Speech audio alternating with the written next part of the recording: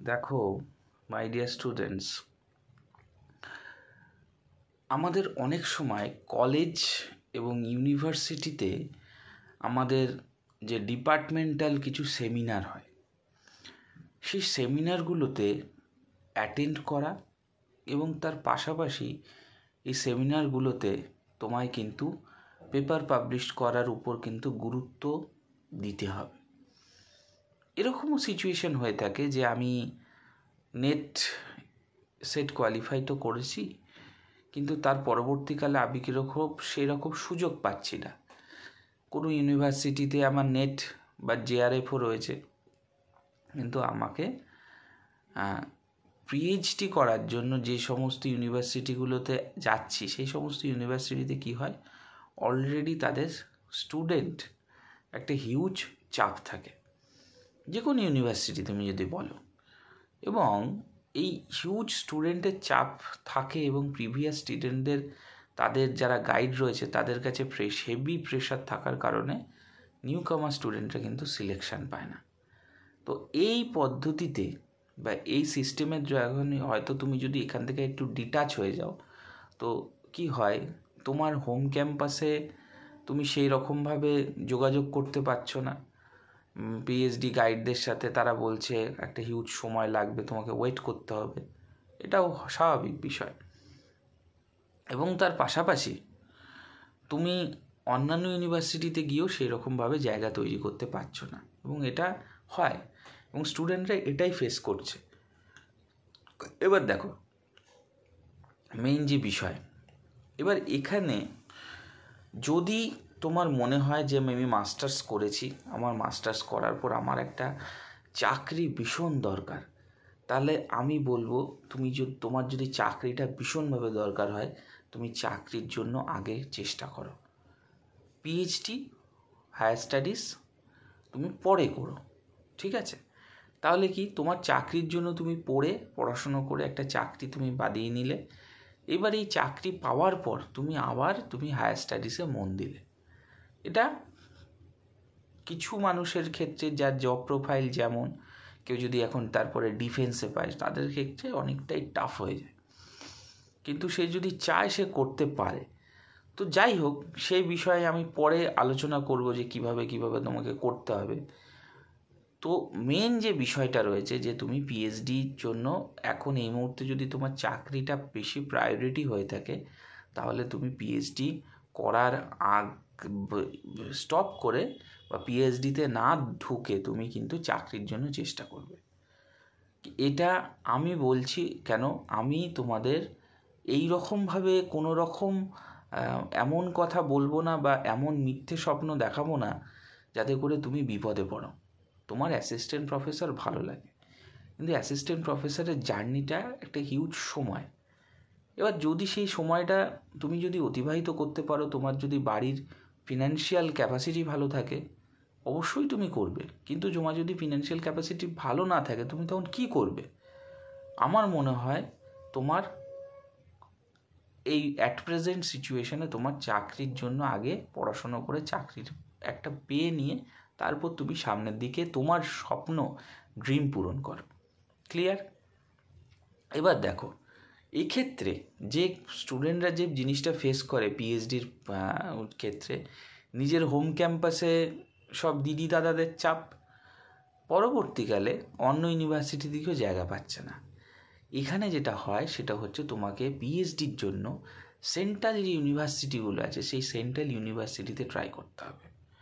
অর্থাৎ আমি state university থেকে সেন্ট্রাল ইউনিভার্সিটির যে গল্পটা, যেটা আমি তোমাদের ইন ডিটেলসে WBPSCর অ্যাসিস্ট্যান্ট প্রফেসর ওয়াই ইম্পর্টেন্ট, সেইখানে যেরকম ঘটনাটা ডিটেলসে এক্সপ্ল্যানেশন করেছিলাম, ঠিক সেমনিভাবে তোমার কিন্তু এই বিষয়টাও কিন্তু ভীষণভাবে গুরুত্বপূর্ণ এবং বোঝা বা জানা উচিত যে সেন্ট্রাল ইউনিভার্সিটির যে সুবিধাগুলো হচ্ছে, তোমাকে সাবজেক্ট স্পেসিফিক এবং জেনারেল পেপার যেরকম হয় সেই রকম পরীক্ষা দিতে হবে। এবং এটা হচ্ছে NTA, ন্যাশনাল টেস্টিং এজেন্সি, এই পরীক্ষাটি কন্ডাক্ট করে। এবার এই পরীক্ষাটি যখনই তুমি দেবে, তখন তুমি কিন্তু অনস্পট ক্লিয়ার হয়ে যাবে যে সেন্ট্রাল এজেন্সি থেকে যখন তুমি এই এক্সামিনেশানটা দেওয়ার পরই তুমি বুঝে যাবে যে অ্যাট প্রেজেন্ট সিচুয়েশান বা অ্যাট প্রেজেন্ট কন্ডিশানে তোমার যে জিনিসটা ভীষণভাবে গুরুত্বপূর্ণ বা ভীষণভাবে দরকার সেটি হলো যে সেন্ট্রাল ইউনিভার্সিটিতে যদি তুমি পিএইচডির জন্য চান্স পাও, সেখানে কিন্তু কাউকে ধরতে হয় না, কোনো গাইডের কাছে আগে থেকে যোগাযোগ করতে হয় এমন কোনো বিষয় না। তুমি পরীক্ষায় সিলেকশন পেলে, এই কিছুদিন আগে সেন্ট্রাল ইউনিভার্সিটি কিন্তু NTA national testing agency examination নিয়েছে অল ওভার ইন্ডিয়াতে যত সেন্ট্রাল ইউনিভার্সিটি আছে ফর পিএইচডি অ্যাডমিশন। তো এই ধরনের পরীক্ষা দিয়েও কিন্তু তুমি সেন্ট্রাল ইউনিভার্সিটিতে জায়গা তৈরি করতে পারো।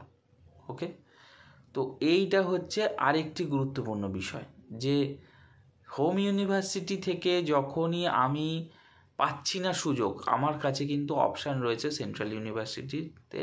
কারণ এখানে তোমাকে কারোর কাছে যেতে হবে না, তুমি পরীক্ষায় এক্সাম দেবে, এক্সামে যদি তুমি সিলেকশন পাও তুমি চলে গেলে, তুমি নিজেও বুঝে গেলে, একবার এক্সাম বা দুবার এক্সাম দিলে তুমি নিজে বুঝে গেলে পিএইচডির ভিড়টা কেমন। কারণ পিএইচডিতেও কিন্তু ভীষণ ভিড়, প্রত্যেকটা ছেলেমেয়ে হায়ার স্টাডিজ করতে চাইছে। এবার বেনিফিট কারা পায় জানো? যারা অ্যাকচুয়ালি হয়তো স্কুলে চাকরি পেয়ে গেছে, নতুন প্রজন্মের স্টুডেন্টরা একটু মার খাচ্ছে। কীরকম তোমাদের এক্সপ্লেন করে বোঝাচ্ছি।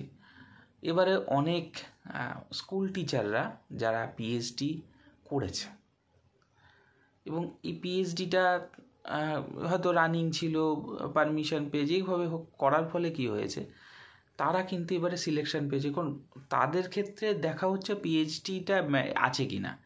বা নতুন তাদের তো একটা দেখো, সত্যি কথা বলতে প্রতি মাসে যদি তোমার একটা মাইনে ঢোকে, মুভমেন্ট করতে সুবিধা হয়। বইপত্র কিনতেও তো বাবু টাকা লাগে, এবং একটা অন্য হয়তো কোনো একটা চাকরি করতো, সেইখান থেকে একটা টাকা সোর্স অফ ইনকাম প্রতি মাসে একটা মাইনেটা পেয়েছে, সেটাকে ইউটিলাইজ করতে পেরেছে। বা তোমার ক্ষেত্রে সেই রকম ব্যাপার যদি হয়ে থাকে, তাহলে মুভমেন্ট বা মুভ করাটা খুব ইজি হবে। আর যদি তোমার ক্ষেত্রে সেরকম সিচুয়েশান না থাকলে, তাহলে মুভ করাটা খুব কঠিন হয়ে থাকে। কারণ জিআরএফ থেকে এসআরএফ, তারপরে তোমার একটা মাইনে পাওয়ার একটা অভ্যাস হয়ে যায়, এটা স্বাভাবিক ব্যাপার। এবার তারপরে যদি তোমার ইনস্ট্যান্ট কোথাও সিলেকশন না হয়, যে তুমি 30,000 টাকা 34,000 টাকা বেতন তুলছো, এটা বেতনের মতোই হয়ে যায় এবং এটা অভ্যাস হয়ে যায়। তুমি একটা বাজেট করতে পারছো, এই জিনিসটা লাগবে, এই জিনিসটা কিনতে হবে, কিন্তু তারপরে তুমি যদি সেই জিনিসটার উপর বাজেট করতে না পারো, তখন কিন্তু তুমি ভীষণই চাপে পড়বে। তো সেই রকমভাবে ওই জন্যে নিজেকে প্রিপেয়ার করে তোলো, নিজের মনকে প্রিপেয়ার করে তোলো, ওয়েটা থেকে ধরো যে আমি যদি পিএইচডি করি তো পিএইচডির জন্যই খাটবো, আমি এই ফেজগুলো অতিক্রম করতে পারবো, I have the financial capability, আমার নিজস্ব আর্থিক সচ্ছলতা আছে। এবং তুমি যদি এরকমভাবে করো, তাহলে কিন্তু তুমি সিলেকশান বা যে কোনো ফিল্ডে, এবং এর সাথে তোমাকে প্রচণ্ড পরিমাণে হার্ডওয়ার্ক করতে হবে। কারণ অল্টারনেট হার্ডওয়ার্ক ছাড়া তোমার কিন্তু এই রকম কোথাও সিলেকশান পাওয়াটা কিন্তু ভীষণ টাফ। তো যাই হোক, এই বিষয়টা আমি ইন ডিটেলস আলোচনা করলাম এই কারণে, যাতে তোমাদের বুঝতে সুবিধা হয় এবং এর ফলে তুমি যে জিনিসটাকে মুভমেন্ট করতে পারছো, সেই জিনিসটার ক্ষেত্রেও তুমি যাতে সাকসেস পাও। তো মন দিয়ে পড়াশুনো করো, সামনের দিকে এগিয়ে যাও।